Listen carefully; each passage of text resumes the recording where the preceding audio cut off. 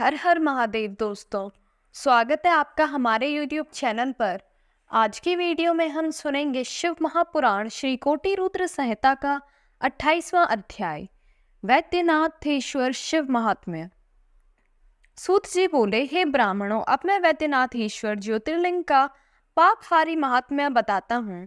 एक बार लंकापति रावण ने भगवान शिव को प्रसन्न करने के लिए उनकी भक्ति भावना से आराधना की थी। रावण ने कैलाश पर्वत पर शिवजी की बहुत तपस्या की, परंतु भगवान शिव प्रसन्न नहीं हुए। तब रावण पास में स्थित वन में चला गया और वहां एक बड़ा सा गड्ढा खोदकर उसमें अग्नि प्रज्वलित की।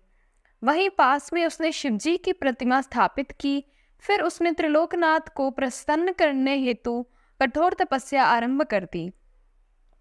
गर्मी में 5 और अग्नि के घिरकर, तो वर्षा में खुले आसमान के नीचे, सर्दियों में जल के भीतर खड़े रहकर कठिन तपस्या की।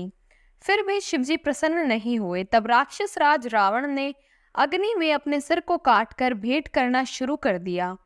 इस तरह एक एक करके रावण ने अपने 9 सिर अग्नि को भेंट कर दिए, परंतु जब 10वीं बार रावण अपना सिर चढ़ाने को उन्मुख हुआ तो शिवजी प्रकट हो गए।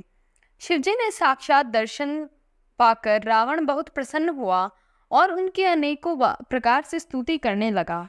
तब शिवजी बोले, हे राक्षस राज, मांगो, क्या मांगना चाहते हो? रावण बोला, हे देवादिदेव महादेव जी, मैं आपको नमस्कार करता हूँ। भगवान, यदि आप मेरी तपस्या से संतुष्ट हुए हैं तो मुझ पर कृपा कर मेरे साथ लंका चलकर रहें और मेरे आतिथ्य को स्वीकार करें।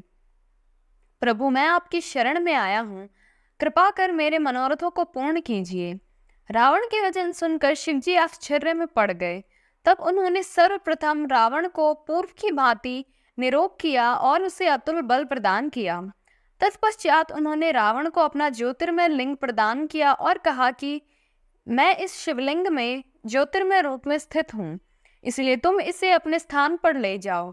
पर एक बात का ध्यान रहे कि इसे रास्ते में कहीं भी भूमि पर ना रखना, अन्यथा तुम इसे आगे नहीं ले जा सकोगे और यह वहीं पर स्थित हो जाएगा। तब भगवान शिव का आशीर्वाद एवं शिवलिंग लेकर राक्षस राज रावण वहां से अपने घर लंका की ओर चल दिया। रास्ते में शिवजी की माया से रावण को लघुशंका की इच्छा हुई और वह शिवलिंग एक ग्वाले को पकड़ाकर चला गया। ग्वाले ने थोड़ी देर तक तो वह शिवलिंग पकड़े रखा, परंतु अधिक भारी होने के कारण उसने लिंग को जमीन पर रख दिया। फिर तो वह शिवलिंग वहीं पर स्थित हो गया। यह संसार में वैद्यनाथेश्वर के नाम से प्रसिद्ध हुआ। इसके दर्शन से सभी अभिष्ट कार्यों की सिद्धि होती है, वह पापों का नाश होता है। यह सत्पुरुषों को भोग और मोक्ष देने वाला है।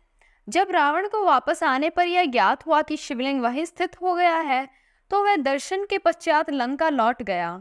लंका पहुंचकर रावण ने शिवजी से वर प्राप्ति की सभी बातें अपनी प्रिय मंदोदरी को बताई।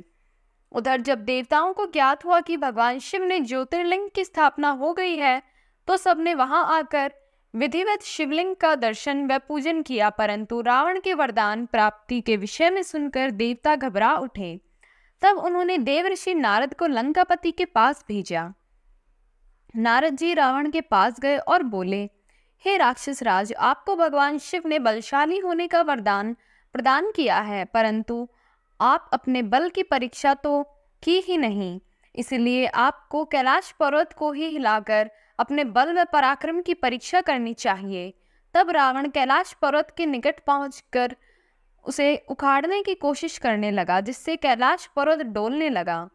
यह देखकर शिवजी बोले कि यह पर्वत क्यों हिल रहा है। तब देवी पार्वती व्यंग करते हुए बोली, हे देव, आपके शिष्य अपने गुरु की सेवा कर रहे हैं। यह जानकर कि राक्षस राज रावण कैलाश पर्वत को हिला रहा है, महादेव जी को क्रोध आ गया। वे रावण को शाप देते हुए बोले, ए दुर्बुद्धि रावण, तू बल पाकर घमंडी हो गया है और मेरे ही निवास स्थान पर अपने बल का प्रयोग कर रहा है। मैं तुझे शाप देता हूँ कि तेरा घमंड नष्ट हो जाएगा और तेरी इन भुजाओं को काटने वाला पुरुष शीघ्र ही प्रकट होगा।